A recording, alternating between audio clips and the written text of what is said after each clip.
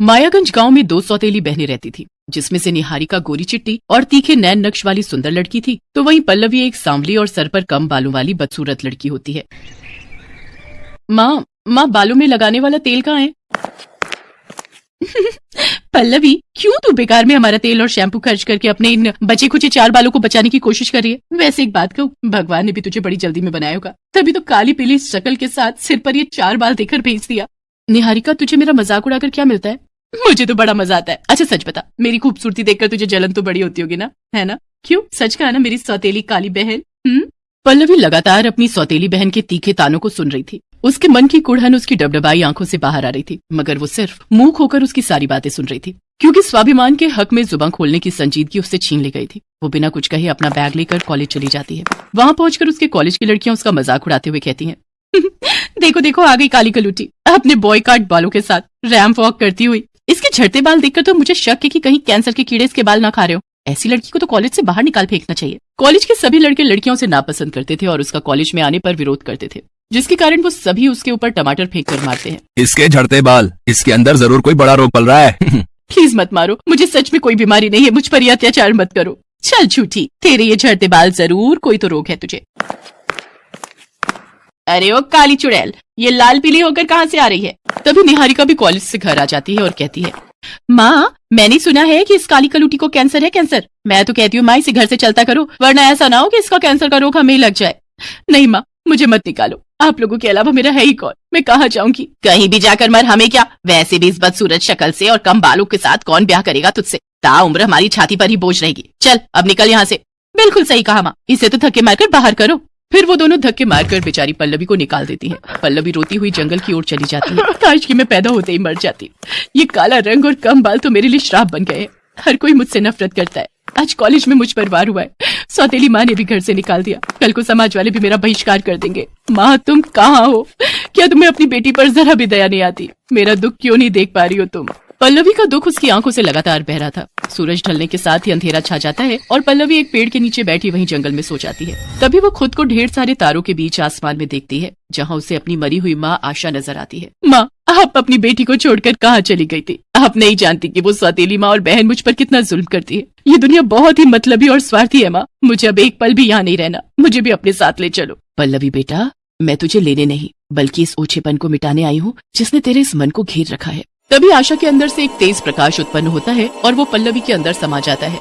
उस तेज प्रकाश के पल्लवी में समाते ही उसके सिर पर लंबे घने रेशमी बाल आ जाते हैं, साथ ही उसका रंग गोरा हो जाता है। अपने इस नए रूप में पल्लवी बेहद खूबसूरत लग रही थी। तभी आशा कहती है, पल्लवी ये लंबे बाल अब तुम्हारा स्वाभिमान और श्रृंगार है, और अब जब कभी भी तुम इनसे मदद मांगोगी तो ये बढ़ चढ़कर तुम्हारी मदद करेंगे। अरे वाह, मेरे बाल तो सचमुच के लंबे बाल हो गए हैं और मेरा रंग भी गोरा हो गया। अब तो मुझे वापस अपने घर जाना चाहिए। कुछ देर बाद वो अपने घर पहुंचती है। वहां पहुंचकर जैसे ही उसकी सौतेली माँ और बहन उसके लंबे घने बालों और गोरा रंग देखकर हैरान हो जाते हैं। माँ, निहारिका देखो मेरे बाल लंबे हो गए। कल रात में जंगल में सो रही थी तो मेरी माँ मेरे सपने में आई और उन्होंने अपनी शक्ति से मुझे ये जादुई लंबे बाल दिए हैं। क्या जादुई लंबे बाल? पहले तू हमें अपने इन जादुई बालों से कोई करामात करके दिखा, तो ही यकीन होगा हमें। मेरे जादुई लंबे बाल, दिखा दे अपना कमाल। जैसे ही पल्लवी ऐसा कहती है तभी उसके बालों से एक प्रकाश उत्पन्न होता है और उसमें से ढेरों नोटों की गड्डियां निकलने लगती हैं। अरे वाह मेरी पल्लवी, मेरी बच्ची, मैं तो तुझे बेकार ही खोटा सिक्का समझती थी। लेकिन तू तो खजाना निकली। मेरी बच्ची इन बालों के साथ और गोरे रंग के साथ कितनी खूबसूरत लग रही है। नजर ना लगे मेरी लाडो को किसी की। बेटा जो भी हुआ उसे भूल जा। देख परिवार में तो ये सब चलता ही रहता है। अब तो तू यहीं रहेगी हमारी। जादुई लंबे बालों के कारण अब पल्लवी को वो सभी सुख मिलने लगे जिसकी उसने मात्र कल्पना की थी। अब तो वो अपनी सौतेली माँ की चहेती बन चुकी थी। एक रोज जब पल्लवी अपनी माँ के साथ मंदिर से लौट रही थी तो उसको एक औरत मिली जिसे कोढ़ था। कोई मेरी मदद करो।